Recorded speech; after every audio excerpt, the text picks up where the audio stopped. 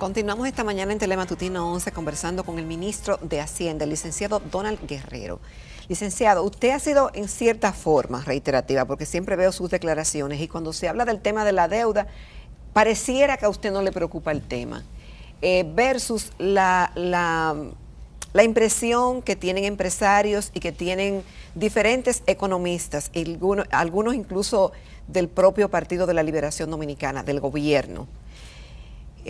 Lo que ha ocurrido ahora con las plantas y con la subida de los precios internacionales del petróleo por encima de la proyección que ustedes habían hecho en el año, en cierta forma, como decía usted en el segmento anterior, no deja de ser una contingencia importante.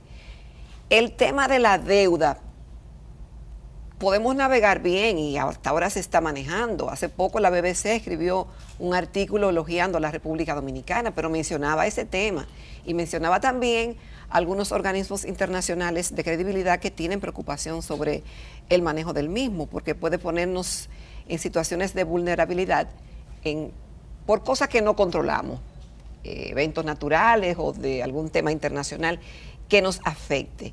Al día de hoy, ¿usted sigue pensando lo mismo, que nuestra deuda es manejable y que quizás no es necesaria una reforma fiscal? No, bueno, son dos cosas. Yo estoy convencido de que la deuda es manejable, pero también entiendo que eventualmente es necesaria una reforma fiscal. El problema que nosotros tenemos con la deuda no es la deuda per se, ni su monto ni su estructura. Nosotros estamos hablando de que el país tiene como porcentaje del PIB una deuda de 39.8% del sector público no financiero, es decir, incluyendo Banco Central y Banco de Reservas.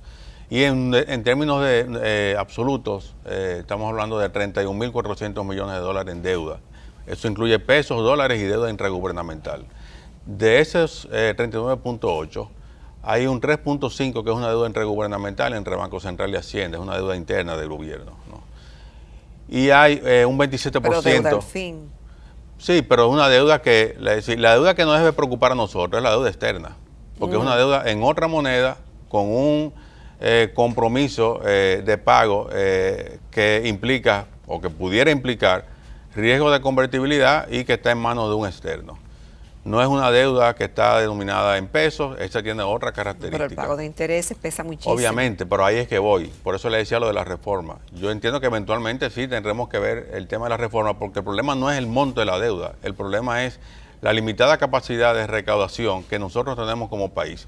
Nosotros como deuda estamos por debajo del promedio de América Latina, que está en un 43%, nosotros estamos en un 39.8%, y de deuda externa estamos en un 27%. Ahora, en términos de recaudación de ingresos, nosotros no llegamos al 16%, cuando el promedio, de América Latina es un 23%. Justamente. Estamos hablando, pero yo creo que ni al 15, ministro, o se va a llegar al 15. Bueno, nosotros teníamos presupuestado para este año para sobrepasar el 15.5, pero estamos hablando, cuando hicimos el presupuesto, de un crecimiento estimado para el año de 5.5 y vamos a estar por encima del 6.5. Entonces, el crecimiento del producto ha ido más rápido, digamos, que lo que nosotros, y lo que es muy bueno, porque implica generación de empleo y implica actividad económica, pero sí, vamos a terminar probablemente en términos de presión fiscal alrededor de un 15%, 14.9, 15.1, en ese rango. Pero vuelvo y digo, es decir, el problema no es el tema de la sostenibilidad de la deuda, que el mismo Fondo Monetario Internacional ha establecido y ha validado que la deuda es sostenible en el mediano plazo y que los choques externos que puedan venir por el lado de tasas de interés que se preveía y como ha ocurrido han estado aumentando por las políticas de la Reserva Federal de Estados Unidos. Esos choques, en el caso nuestro, estamos muy protegidos porque el 88% de la deuda hoy está a tasa fija, el 88%, y el 12% que está a tasa variable está contratada con organismos multilaterales y bilaterales, cuyo costo promedio de deuda está por debajo del 5%. Entonces nosotros tenemos una posición cada vez más sana en términos de estructura, porque nos hemos ido moviendo a más deuda en moneda local como porcentaje de la deuda total y a más deuda contratada a tasa fija que a tasa variable. Y en adición a eso hemos podido extender los plazos de vencimiento de la deuda. El promedio de madurez de la deuda dominicana está por encima de 10 años. Ese promedio de madurez, las tasas de interés contratadas a tasa fija y la prevalencia cada vez mayor de moneda local versus monedas extranjeras, pues nos dan a nosotros una posición sostenible de deuda. Ahora, hay que entender también de dónde nosotros venimos. ¿Por qué nosotros tenemos la deuda que tenemos? El país asumió, y el gobierno del presidente Danilo Medina asumió el compromiso de satisfacer un reclamo social que se estaba haciendo por el lado de la educación con el 4% del Producto Interno Bruto asignado a educación, no de los ingresos, sino de los productos, y con el lado también de salud. Si ustedes miran las ejecuciones presupuestarias hasta el año 2012, lo que recibía el sector educación ascendía alrededor de un 2% del PIB y el sector salud 1.4%. Nosotros estamos asignando al sector salud en estos 6 años de periodo de administración del presidente Medina, al sector salud un 2% del PIB y al sector educación un 4% del PIB. Estamos hablando que hemos subido prácticamente el compromiso de gasto social en la misma proporción de lo que fue el déficit promedio del año pasado, 2.5, 2.6. ¿Qué significa eso? ¿Dónde están yendo los recursos?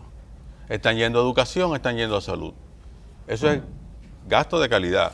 Lo que nosotros tenemos hoy en día en República Dominicana con un proceso de transformación de la educación, no solamente en planteles físicos, sino también en atención a las necesidades de la población estudiantil, nos va a transformar hacia largo plazo, porque es una inversión de largo plazo, como ustedes saben, en otra República Dominicana.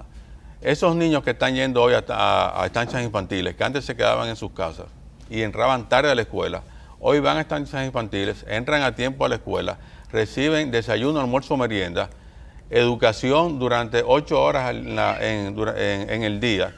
Nos van a proveer a nosotros con otro tipo de dominicanos hacia el año 2000, en el periodo que toma, 16 años que toma de formación básica, estancia infantil y educación media y educación secundaria.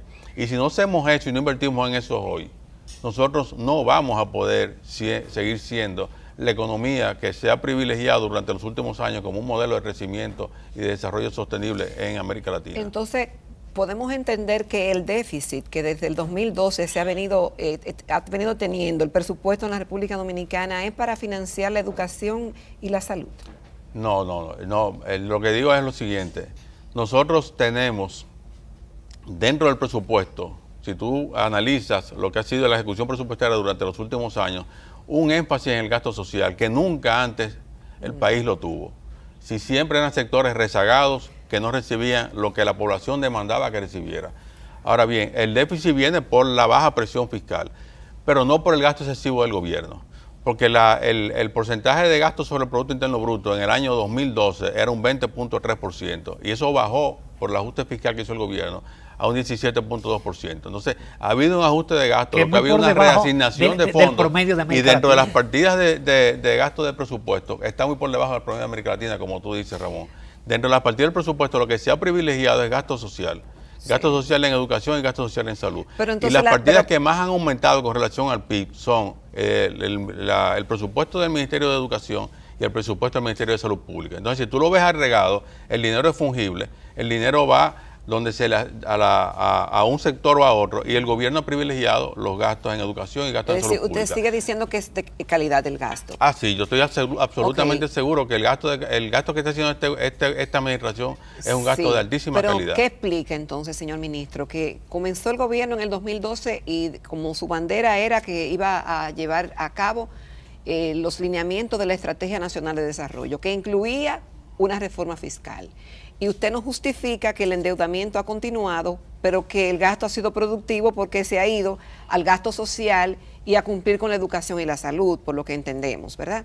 ¿Por qué no una reforma fiscal y por qué sí entonces el déficit y el endeudamiento?